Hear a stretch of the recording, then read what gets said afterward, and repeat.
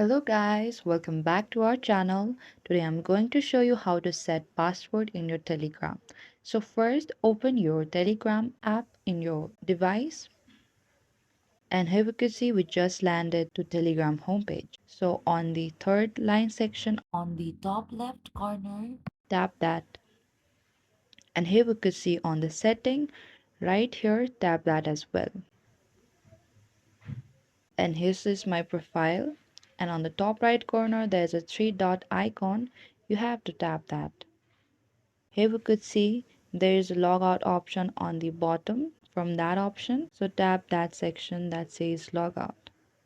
And here we could see on the alternative options that says set a passcode on the second option. So simply tap that, and on the bottom that says enable passcode. So you have to tap that to for further process.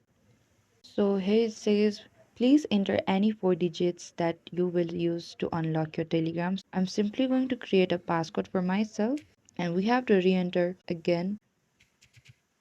So here is it guys, we just set a passcode in our Telegram.